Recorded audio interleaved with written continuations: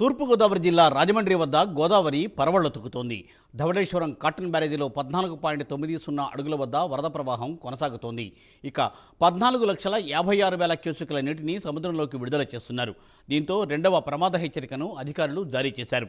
వరద ప్రవాహంపై మరింత సమాచారం మా ప్రతినిధి శ్రీరామూర్తి అందిస్తారు. రాజమండ్రి అఖండ గోదావరిలో వరద గోదావరి ఇంకా ఉగ్ర రూపం దాల్చి ప్రవహిస్తూనే ఉంది. ఇక్కడ ఎగువ ప్రాంతంలో కురిసిన భారీ వర్షాలకి గోదావరికి వరద తగిలి 4 రోజులు అవుతుంది. అయితే రాత్రి నుంచి కూడా భద్రాచలం దగ్గర మెల్లిగా తగ్గుముఖం పట్టింది.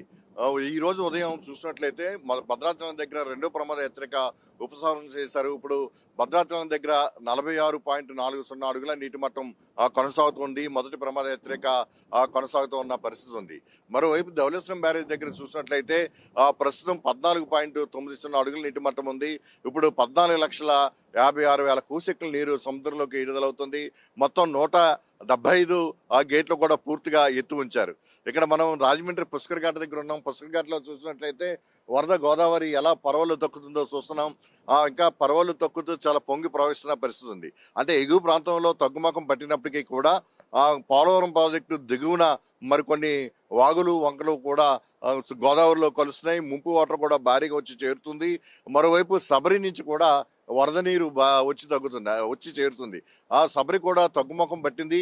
ఒక 2 అడుగులు నుంచి 3 అడుగులు నీటి మట్టం తగ్గడంతో ఆ కోనవరం ముంపు ప్రాంతాల మండలాల ప్రజలు కూడా ఊపిరి పీల్చుకునే పరిస్థితి కనిపిస్తుంది. అయితే మొదటి ప్రమాద హెచ్చరిక స్థాయిలోనే ఒక కొన్ని 4-5 రోజుల పాటు భద్రాచలం దగ్గర గోదావరి వరద కొనసాగే పరిస్థితి ఉందని చెప్పి ఇప్పటి వరకు అందుతున్న సమాచారం. అయితే పోలవరం ఎగువన గల పోలవరం ప్రాజెక్టు దగ్గర భారీగా వరద నీరు మొత్తం 48 రేడియల్ గేట్ల నుంచి కూడా పూర్తిగా ఎత్తు ఉంచారు. ఇప్పుడు 9,53,000 క్యూసెక్కుల నీరు దిగువకి విడుదల అవుతుంది. అయితే ఇక్కడ కూడా ట్రెండ్ తగ్గుముఖం పట్టిందని చెప్పి సిడబ్ల్యూసి ఇంతకు ముందే ఒక బులెటిన్ ని జారీ చేసింది. మొత్తం మనం చూస్తున్నాం ఇక్కడ రాజమండ్రిలో ఏ విధంగా వరద గోదావరి రోడ్ క్రమం బ్రిడ్జిని చూస్తున్నట్లయితే చాలా దగ్గరగా ప్రవాహం ఉన్నట్టుగా కనిపిస్తుంది. అదేవిధంగా చాలా పరవళ్ళు తొక్కుతూ ఉన్న పరిస్థితి. ధవళేశ్వరం బ్యారేజ్ దగ్గర మొత్తం 175 గేట్ల నుంచి కూడా పూర్తి స్థాయిలో ఎత్తు ఉంచారు. దీనివల్ల దిగువన గల లంక గ్రామాల్లో చూసినట్లయితే కోనసీమ లంక గ్రామాల్లో మొత్తం 75 లంక గ్రామాలకి రాకపోకలు నిలిచిపోయి ఈ లంక గ్రామాల్లో ఇప్పుడు సహాయక చర్యలు బోట్ల ద్వారా చేపట్టారు. నిత్యావసరాలకు సంబంధించి ఇక్కడ ఐనువిల్లి లంక ముక్తేశ్వరంలోని అప్పనరాముని లంక, అలాగే ఇక్కడ కరక్కాయ లంక, జీ పెదపూడి, బూరి లంక ఇవన్నీ అట్ల గ్రామాల దగ్గరలోనూ కూడా కేవలం బోట్లు మీద పడవల మీదే నిత్యావసరాలని అధికారులు దగ్గరుండి రాకపోకలు సాగిస్తున్నారు. లంక గ్రామాల ప్రజలు బయటికి రాకుండా అలాగే స్కూల్కి మొత్తం సెలవులు కూడా ప్రకటించారు. కోనసీమ ప్రాంతంలో వరద ప్రభావిత ప్రాంతాల్లో విద్యా సంస్థలకు కూడా సెలవు ప్రకటించారు. మొత్తం లంక గ్రామాల్లో ఎవరైతే ప్రమాదకర పరిస్థితి ఎదుర్కొంటారో వారంతా కూడా ముంపు ప్రాంతాల నుంచి సురక్షిత ప్రాంతాలకి అలాగే పునరావాస కేంద్రాలకి అధికారులు ఇంకా తరలిస్తున్నారు. అయితే ధవళేశ్వరం బ్యారేజ్ వద్ద ఇప్పుడు రెండో ప్రమాద హెచ్చరిక కొనసాగుతుంది.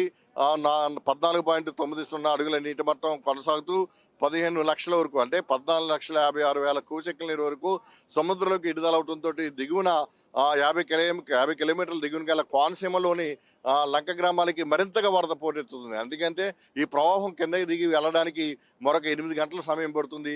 అలాగే భద్రాచలం నుంచి రాజమండ్రి వరద చేరుకోవడానికి దాదాపు 18 గంటల సమయం పడుతుంది. దీంతో వరద ప్రభావం మరో 2 రోజుల పాటు ఇక్కడ ధవళేశ్వరం బ్యారేజ్ దగ్గర కొనసాగే పరిస్థితి ఉంది. ప్రమాద స్థాయిలోనే ఇక్కడ వరద కొనసాగే పరిస్థితి ఉంది. దీంట్లో అధికార యంత్రాంగం అంతా కూడా అప్రమత్తమయ్యారు. ప్రస్తుతం ఎలాంటి విపత్కర పరిస్థితులు ఎదుర్కోవడానికి సిద్ధంగా ఉన్నారు. అయితే ఎగువన ఏటూరు నాగారం అలాగే దుమ్ముగూడెంలో నీటి మట్టం తగ్గడం అలాగే భద్రాచలం దగ్గర కూడా తగ్గుముఖం పడడంతో అధికార యంత్రాంగం అంతా కదా ఊపిరి పీల్చుకుంటున్న పరిస్థితి ఉంది. ఈ నేపథ్యంలో ఎక్కడ ఎలాంటి విపత్కర పరిస్థితులు జరగకుండా చర్యలు చేపట్టారు. ఒకవైపు ముంపు మండలాల్లో మనం చూసినట్లయితే మొత్తం జాతీయ రహదారి మీద నిన్నంతా కూడా రాకపోకలు నిలిచిపోయి 326 అంటే ఆంధ్ర, ఛత్తీస్గఢ్, ఆంధ్ర, ఒడిశా ఈ ప్రాంతాలకి భద్రాచలం నుంచి ఈ రాష్ట్రాలకు వెళ్ళే మొత్తం రహదారి అంతా కూడా నిలిచిపోయిన పరిస్థితి ఉంది. ఇప్పుడు సబరి శాంతించి కొంత నీరు తగ్గడం, భద్రాచలం దగ్గర గోదావరి నీటి మట్టం తగ్గడంతో ఈ 2 జాతీయ రహదారుల మీద కూడా ఇక తిరిగి వాహనాల రాకపోకల పునరుద్ధరణ జరిగే పరిస్థితి ఉంది. ఇంకా రోడ్ల మీద నీరు నిలబడి ఉంది. అలాగే మొత్తం 4 మండలాలు, ముంపు మండలాల్లో 149 ప్రవాస కేంద్రాలకి బాధితుల్ని తరలించారు. వారందరూ కూడా నిత్యావసరాలు అందించే కార్యక్రమాన్ని కూడా అక్కడ కలెక్టర్ దినేష్ కుమార్ చేపట్టారు.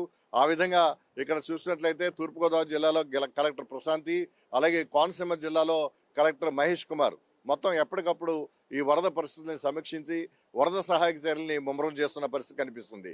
ఇది ప్రస్తుతం ఉన్న వరద తాజా పరిస్థితి. కెమెరామెన్ రామకృష్ణతో శ్రీరామూర్తి, ప్రైమ్ న్యూస్, రాజమండ్రి, పుష్కర్ ఘాట్ నుంచి.